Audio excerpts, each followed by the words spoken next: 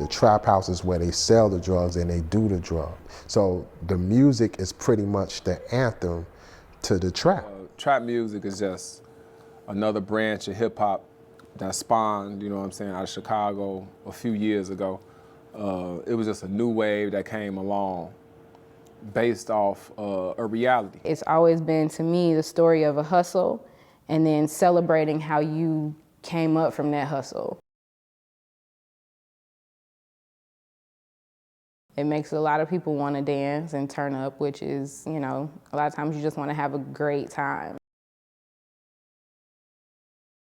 Like if I play real hip hop or R&B and soul or music from the past, people want to either have a good time or they be chilled, they chilling out, it's cool.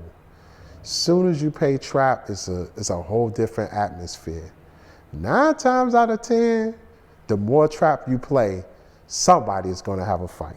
Technically, you're a young person or youth until you're like 25 years old.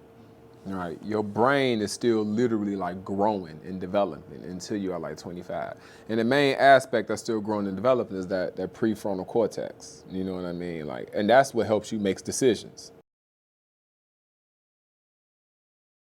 There was a reason Ronald Howard killed Trooper Bill Davidson. Now I got a murder case. According to Howard's attorney, it was violent rap music. There's no doubt in my mind that rap music played a role in this killing.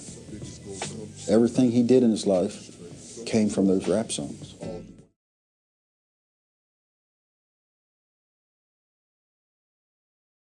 Because I feel like drill music is an extension of the environments of those artists that make it. And it's gotten a lot of kids killed, you know, when they rap back and forth toward each other, dissing each other. And there's a lot of ties of, you know, gang violence and, you know, drug dealers and stuff like that. And it's sad because of where these kids come from and their environments that they're exposed to, that for them this is normal, which is not normal. But these kids are rapping about stuff and talking about stuff that happens on a regular basis.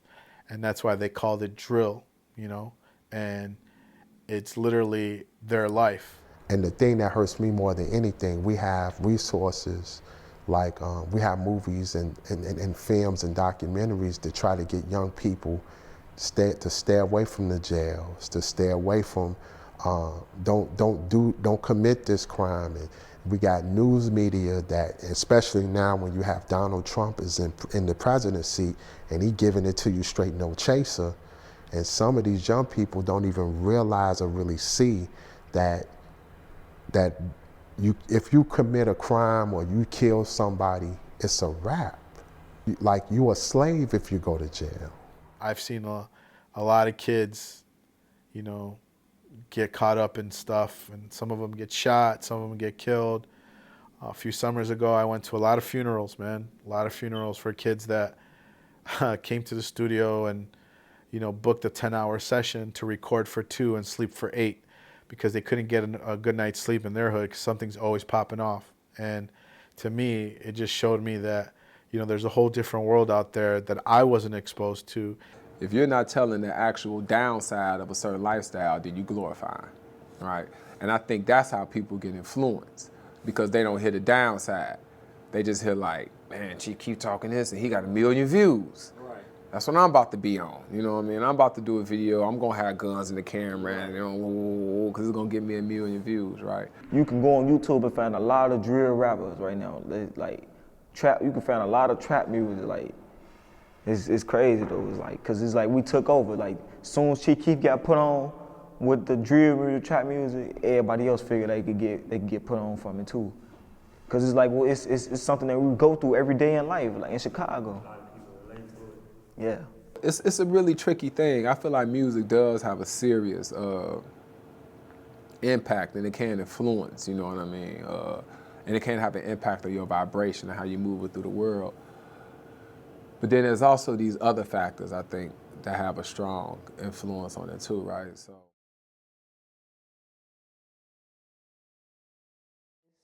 Most youth in communities like Lawndale or Inglewood or wherever that resemble neighborhoods like those two are Oftentimes disenfranchised, and what I mean by disenfranchised, I mean they're not provided with opportunities or spaces that allow them to see things beyond what's being force-fed in popular culture music. And it breaks my heart that there's kids that are 15, 16, 17, you know, barely finishing high school or barely getting through high school because they're trapping in their hood and they're doing drill music. And not only do they got to worry about cops, but they got to worry about the opposing gangs and their surroundings and all that. And then with the mixture of guns and drugs and violence, it's like they created this whole new genre of music that is really raw and very dark,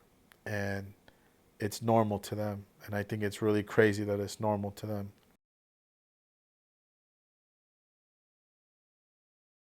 That is back to this what the people want again. It's like the people are loving that. So it's just kind of like, damn, like, are people's standards, expectations getting lower? Like, is that what's happening? And so therefore, will garbage become the norm? It could change, but I don't think it's gonna change no time soon. Cause right now, drill music is one of the trending topics right now. So I really don't know. And so it's just interesting to see what hip hop gonna look like in the next like 5 to 10 years. And then like what the conversation gonna be around.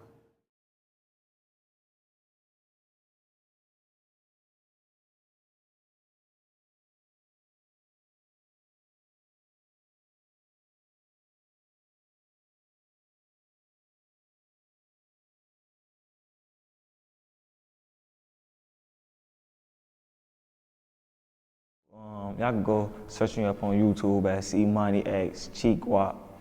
Yeah, all my music gonna pop up on YouTube.